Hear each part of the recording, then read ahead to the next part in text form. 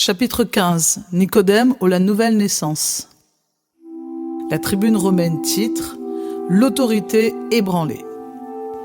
Nos journalistes, se relayant de jour et de nuit, ont aperçu un homme dans l'obscurité se faufiler vers le mont des Oliviers. Cet homme doit être une personnalité religieuse car ses vêtements et son allure trahissent son haut rang. Nous apprenons en effet qu'il est membre honoré du Sanhédrin. Ce religieux porte le nom de Nicodème. Malgré son âge avancé, il est alerte et sûr de lui en s'engouffrant dans ce lieu tenu secret qui serait la résidence provisoire et éphémère du Maître, lieu de repos et de prière de Jésus. C'est Nicodème qui entame le premier la discussion.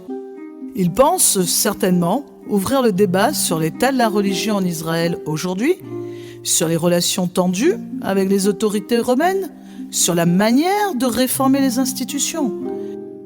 Nicodème pense participer à cette discussion en apportant ses connaissances de terrain et convaincre Jésus sur l'ensemble de ses bonnes actions, ses libéralités et sur le rang qu'il tient au sein du Sénat israélien, rang acquis par son intelligence et sa bonté. C'est à partir de cet instant que nous n'avons plus compris la teneur de la discussion qui deviendrait certainement trop spirituelle pour nos lecteurs. Jésus entame une explication sur la nouvelle naissance, dit-il, peut-être la réincarnation, sur le vent qu'il compare à l'esprit et sur le serpent pendu au bois et élevé que les Juifs du temps de Moïse devaient regarder pour être guéris.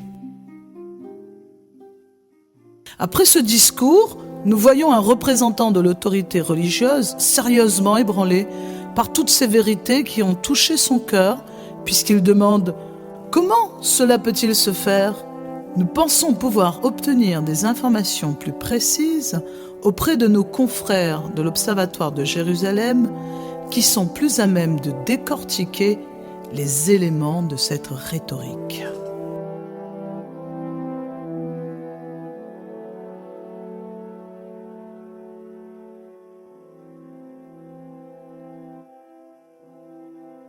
Chapitre 15.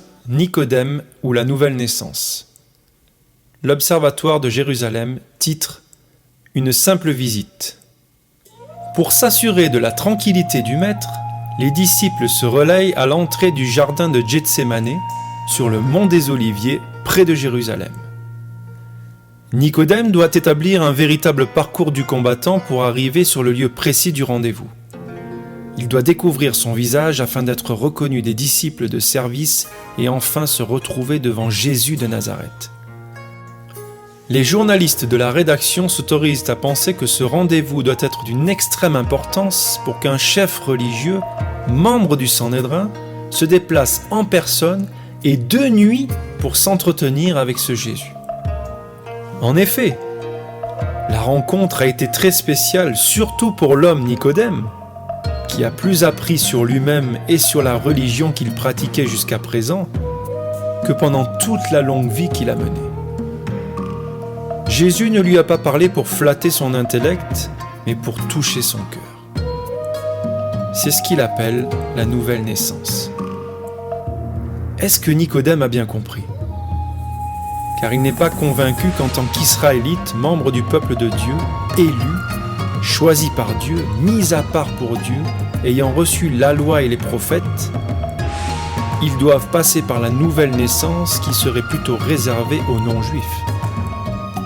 Nous pensons, en fin de compte, qu'il ne s'agit pour Nicodème que d'une simple visite.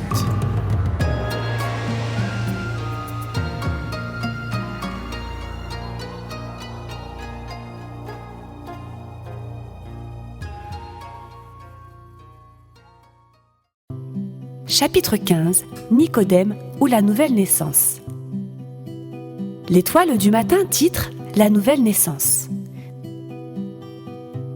Nicodème, représentant du Sanhédrin, est venu visiter Jésus de nuit pour ne pas être reconnu. Les pharisiens ne voulait pas approcher Jésus dans son intimité en se faisant remarquer. Lui franchit le pas Et lorsqu'il se trouve devant Jésus, il cherche à créer un climat de confiance et de connivence, en commençant par ces paroles. Rabbi, nous savons que Dieu t'a envoyé pour nous enseigner, car de toute évidence, personne ne saurait accomplir les miracles que tu fais si Dieu n'est pas avec lui. Mais Jésus réplique immédiatement, en lui exposant les principes fondamentaux de la vérité, celle de l'esprit. Sa réponse est directe. La première vérité est que si un homme ne passe pas par la nouvelle naissance, il ne peut voir le royaume de Dieu. Incompréhensible pour un tel érudit, tel que Nicodème, qui n'a pas saisi ce fondement, alors qu'il est en recherche de la vérité.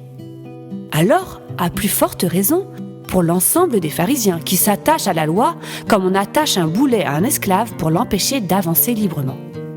Il n'a pas compris qu'il fallait qu'il passe par les eaux du baptême pour ensuite recevoir l'Esprit de Dieu dans son esprit.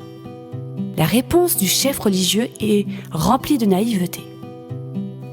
Dois-je retourner dans le sein de ma mère pour renaître ?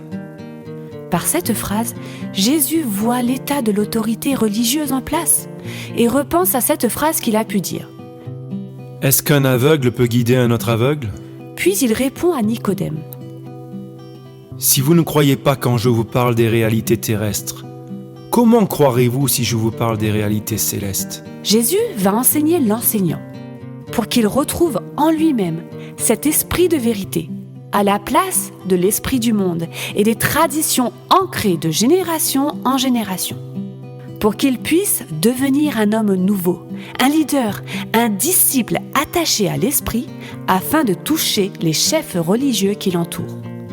Jésus va utiliser des images terrestres, telles que le vent qui souffle là où il veut, pour le comparer au souffle de l'esprit qui insuffle, quand il veut, une renaissance dans le cœur de l'homme et dans son esprit. Le prophète Ézéchiel dit dans le chapitre 36 « Je vous donnerai un cœur nouveau, et je mettrai en vous un esprit nouveau. J'ôterai de votre corps le cœur de pierre, et je vous donnerai un cœur de chair. » Est-ce que Nicodème a tout compris ? On peut se poser la question. Mais toujours est-il que Jésus couronne le tout en concluant par une bombe spirituelle. L'amour de Dieu pour le monde, y compris pour les non-juifs, les païens, et l'envoi de son Fils unique pour que tous puissent obtenir la vie éternelle. Jean 3,16. Dieu a tant aimé le monde qu'il a donné son Fils unique, afin que quiconque croit en lui ne périsse point, mais qu'il ait la vie éternelle. À suivre.